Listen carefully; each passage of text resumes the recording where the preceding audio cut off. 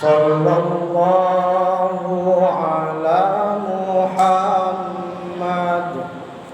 Sallallahu alaihi wasallam. Sallallahu ala Muhammad. Sallallahu alaihi wasallam. Assalamualaikum warahmatullahi wabarakatuh.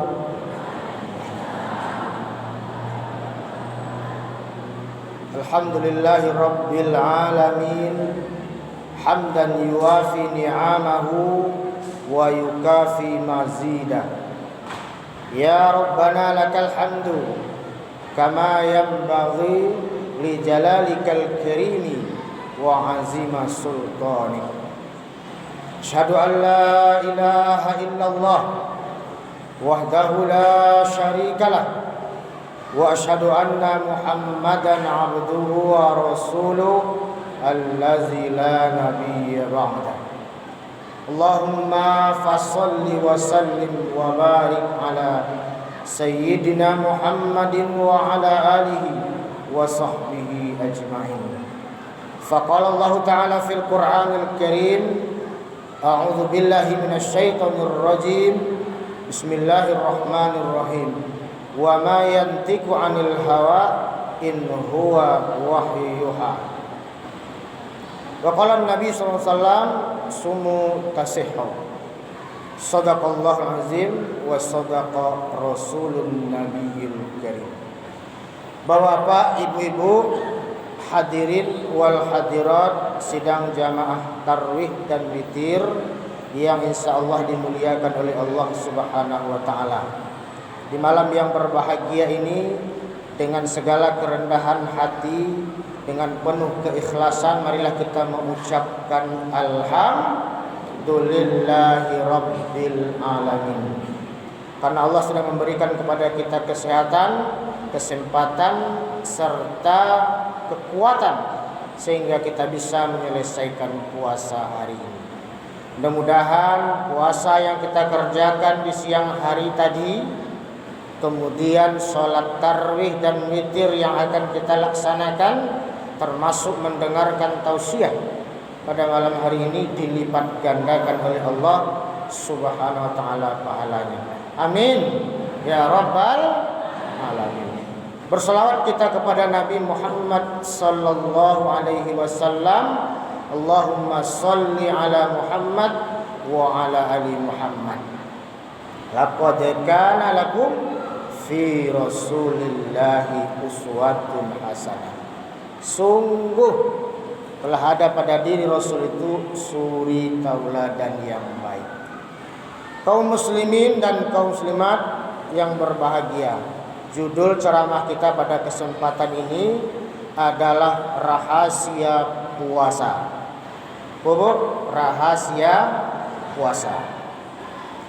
Ada 5 rahasia yang ingin kami sampaikan pada kesempatan ini. Dan ini tentu datang dari Allah dan Rasulnya. Yang pertama, Bapak Ibu hadirin yang berbahagia, rahasia puasa itu terletak pada niat. Pada niat. Makanya di dalam hadis yang sahih berkali-kali para mubalik mengulang-ulang, innamal a'malu binniyat. Di dalam ibadah puasa, niat ini termasuk ke dalam rukun puasa. Kenapa dimasukkan? Tentu saja karena sangat penting adanya. Seseorang yang tidak berniat dalam berpuasa, maka batallah puasanya.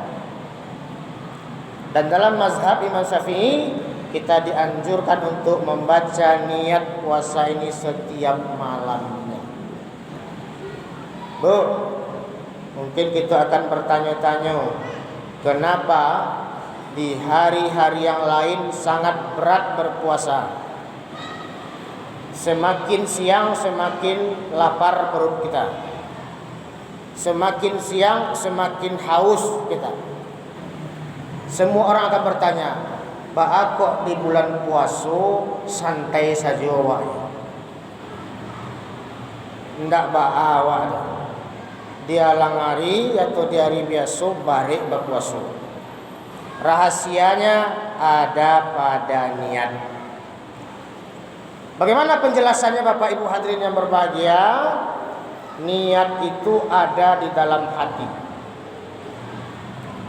Hati kemudian menyampaikan kepada pusat syaraf. Jadi disampaikan oleh hati kepada pusat syaraf, besok berpuasa. Pusat syaraf mengatur seluruh anggota badan. Mengatur lambung besok berpuasa. Siap-siap. 13 lebih kurang 13 jam lamanya. Hei, mata, telinga, alat pencernaan, semuanya dengarkan himbauan saya, kata pusat syaraf. Besok kita berpuasa. Jadi niat inilah yang mengantarkan orang kemudian santai berpuasa. Disiapkan seluruhnya oleh pusat syaraf. Diatur seluruh pencernaan sistem yang ada di tubuh kita agar nanti di saat kita berpuasa dia tidak mengalami kerusakan. Di saat kita berpuasa organ-organ tubuh kita tidak kewalahan. Jadi sudah diumumkan oleh pusat syaraf melalui pemberitahuan niat. Itu pentingnya niat itu. Oleh karena itu, maka setiap amalan di dalam ajaran Islam bergantung kepada niat. Dan ini tidak ada pada agama lain. Oleh karena itu, Bapak Ibu hadirin berbahagia, ternyata ibadah yang kita anggap sepele, ringan, niat fungsinya sangat besar. Itu mulai sekarang marilah kita memperhatikan masalah niatnya. Karena itu akan berpengaruh pada pelaksanaan puasa yang akan kita kerjakan. Kaum muslimin wal muslimat rahimakumullah. Ini rahasia yang pertama yang terkandung di dalam ibadah puasa. Yang kedua, sahur.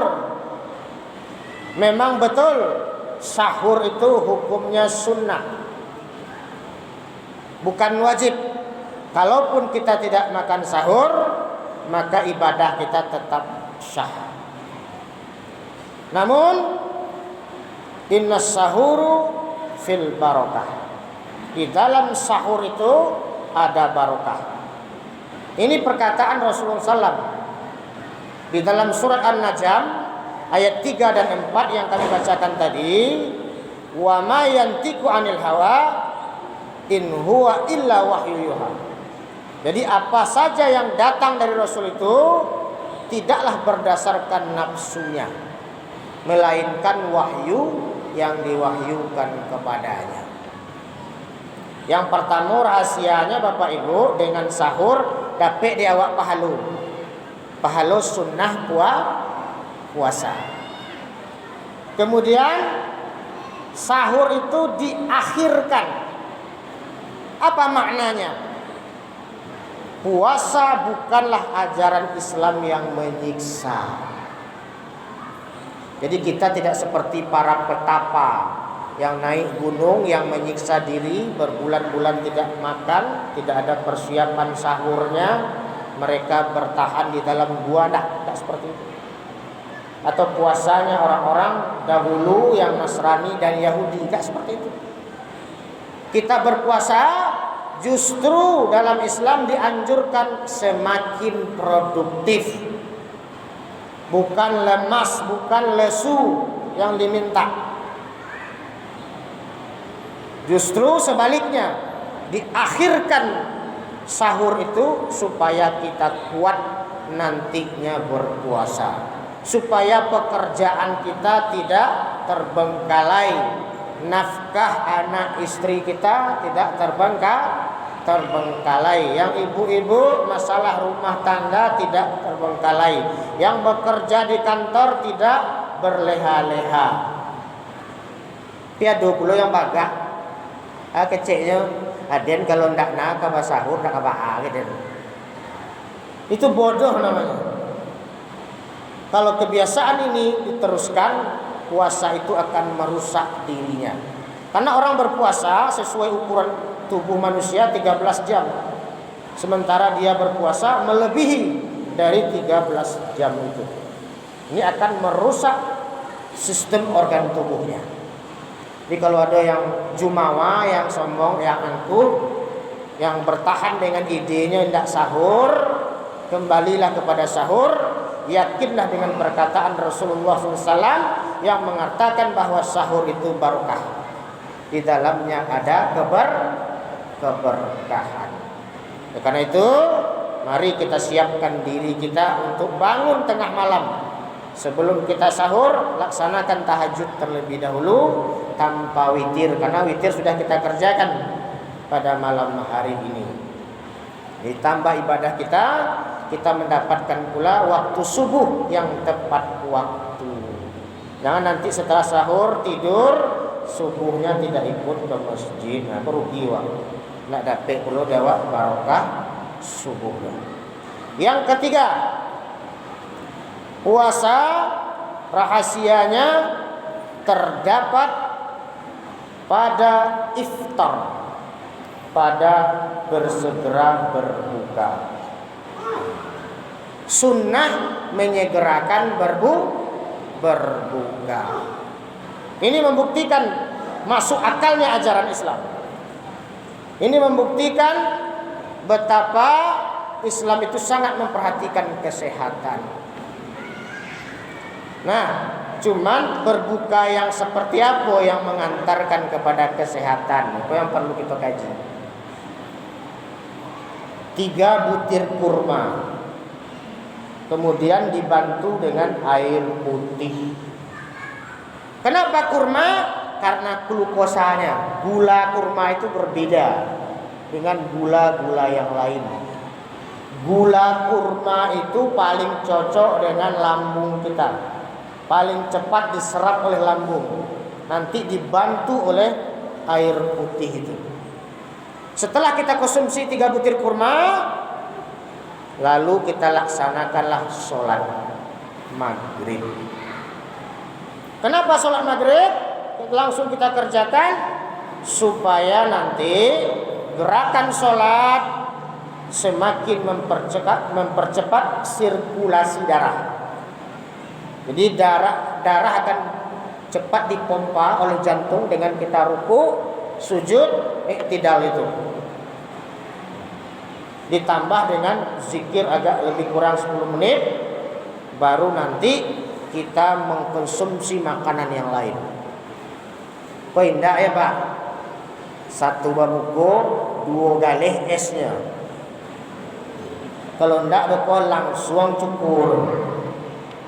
Bapak Ustaz, ambolah berpuasa tapi sakit jo, pajam amuh. 1 babuko langsung lado kutu, langsung asam, langsung es, kasih ngangalan. Sebab lambung kita itu dia keriting karena istirahat lebih kurang 13 jam. Jadi diisilah dengan bulu kurma itu, dibantu dengan air putih, sholat, nanti baru kita makan yang agak keras dari itu. Jadi inilah dia pola direspon deh lambung awak dulu, baru awak konsumsi yang lain. Maka basoboklah nanti puasa itu menyehatkan.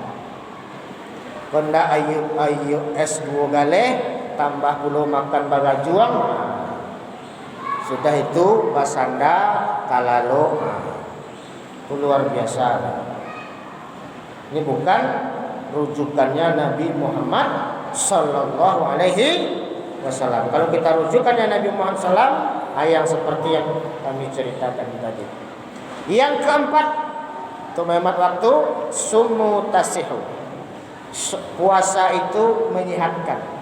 Meskipun banyak para ulama mengatakan bahwa kualitas hadis ini dhaif, tapi untuk perkara ibadah tidak apa-apa kita gunakan. Karena pada faktanya Bapak Ibu hadirin yang berbahagia, penelitian banyak menunjukkan bahwa memang puasa ini menyehatkan. Salah satunya adalah mengatur kadar gula darah yang ada di tubuh kita. Dengan syarat kita pun teratur dalam berbuka tadi. Teratur kita dalam berbuka. Kita atur bahwa ini kita diabetes ini. Bagaimana kita mengatur makanan kita selama ini, seperti itu kita atur. Jangan nanti main borong saja, tentu saja gula darah itu akan naik. Kemudian mengatur berat badan. Apa yang diatur berat badan itu Bapak Ibu hadirin yang berbahagia? Yang dia keluarkan dari tubuh kita adalah dahak. Dahak atau unsur-unsur asam. Bukan berat badan yang substansi, yang inti, tidak. Karena nanti berat badan yang inti itu akan kembali lagi dengan kita berbuka. Jadi yang dia keluarkan itu adalah semacam air liur yang terus menerus, dan itu akan memperbaiki sistem tubuh kita dengan berpuasa tadi. Termasuk ginjal kita yang 11 bulan bekerja, dengan datangnya bulan Ramadan istirahat 1 bulan selama 13 jam di siang hari. Nah ibu nak ginjal awak bang lalita nih, maka setiap tahunnya diistirahatkan selama 1 bulan penuh dalam setahun itu. Nah ada penelitian yang lain Bapak Ibu hadirin yang berbahagia, 50% orang yang terbiasa berpuasa lebih ringan resikonya atau lebih kecil resikonya dia terkena penyakit jantung. Artinya apa? Dia tidak hanya puasa Ramadan saja, tapi ditambah dengan puasa Senin dan Kamis. Jadi kesempatan dia untuk terkena penyakit jantung lebih kecil dibanding dengan orang yang tidak berpuasa. 50% ini 58%. Ini hasil penelitian. Bisa Bapak Ibu lihat Google nanti. Kalau tidak percaya dengan apa yang kami ucapkan ini. Kami betul-betul telah membaca jurnal itu. Memang banyak sekali penelitian. Summu tasihu, berpuasalah kamu, maka puasa itu akan menyehatkan. Kaum muslimin wal muslimat sidang jamaah tarawih rahimakumullah. Yang terakhir, ibadah puasa langsung praktek jadi orang miskin. Langsung praktek jadi orang duafa. Langsung praktek jadi orang fakir, anak yatim. Di mana prakteknya? Dari rasa haus, dari rasa lapar yang kita rasakan. Orang berakal akan terbesit akalnya. Oh, ternyata beginilah rasanya kalau saya tidak makan. Bagaimana dengan nasib saudara saya yang tidak makan selama ini? Kemudian, oh beginilah rasanya haus seharian penuh tidak minum. Bagaimana dengan saudara saya yang tidak makan dan sedikit minum? Tentu sangat parah keadaannya. Keadaan kita yang berpuasa ini Bapak Ibu hadirin yang berbahagia mengantarkan kita pada satu pemahaman kasih dan sayang. Nanti di akhir Ramadan kita sudah siapkan zakat. Kita sudah siapkan santunan untuk anak-anak yatim. Kemudian untuk orang-orang miskin. Jadi kalau ada orang yang selesai Ramadan masih juga pelit, tidak peduli dengan saudaranya yang tidak punya bekal nanti dalam berpuasa, tidak punya bekal di hari raya, tidak peduli sama sekali, ini puasanya tidak bernilai baginya. Ada kisah Bapak Ibu hadirin yang berbahagia, bagaimana nasib saudara-saudara kita yang ada di Palestina, di Somalia. Mereka Bapak Ibu hadirin yang berbahagia lebih banyak berpuasa dibanding makan. Sehingga ada wawancara untuk warga masyarakat Somalia. Kami di sini selalu berpuasa, katanya kepada wartawan. Kenapa? Karena kemiskinan yang mereka derita, kekeringan yang ada di negeri mereka. Begitu juga dengan warga Palestina, Bapak Ibu hadirin yang berbahagia. Karena perang, persediaan air sedikit, makanan juga sedikit.